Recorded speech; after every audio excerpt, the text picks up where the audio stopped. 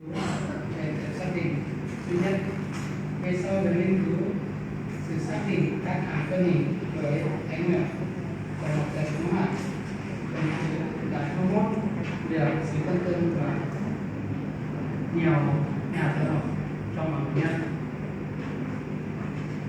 Phần mở đầu năm 1907, Gross đề xuất nghiên cứu vấn đề xác định duy nhất phân hình thắng nguyên bởi ứng lượng của đợt phóng hỏa.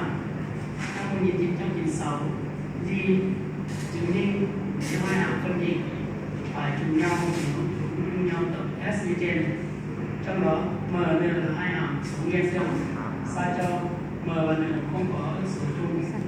N lớn hơn 2M cộng 8, M lớn hơn bằng 2 và B là các hàm số khác không. Sao cho phương trình Z4N cộng A Z4N chia M của B bằng không có nghi ngờ. Năm 1998, Pham và Moore đã chứng minh nếu hai hàm phân hình F và G có án theta vô cùng F lớn hơn 11/12, theta vô cùng G lớn hơn 11/12 và EFS bằng EVS chỉ F bằng G. Trong đó S bằng Z7 trừ Z6 trên 1 là 0. Cấu trúc lần 5. Mục đích nghiên cứu lần 5 là trình bày một số kết quả được chứng minh năm 2013 với Banerjee và Machandler trong một tháng 2. Luận văn này gồm có hai chương như sau. Chương 1, một số kiến thức cơ sở trong lý thuyết Newtonian.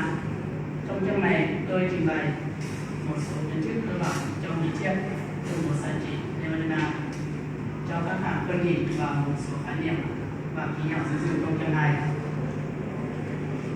Chương 2 lập giá trị duy nhất cho các hàm phân hình với chi tiết. Đây là chương chính của luận văn. Chúng tôi trình bày lại một số quả nghiên cứu của Banerjee và Machandler về điều kiện đại số và cho sắc chỉ quyết để hai hàm phân hình bằng nhau. Chương 1, một số kiến thức cơ sở trong lý thuyết Newtonian. Trong chương này gồm có 4 vấn đề như sau. Một là hàm lượng kim, hai là định lý cơ bản thứ nhất, ba là định lý cơ bản thứ hai và cuối cùng là công nghệ số thuyết. 1.1 hàm lượng kim. Trong hàm thứ nhất này là gọi là hàm xấp xỉ, hàm tiếp theo là hàm điểm và hai hàm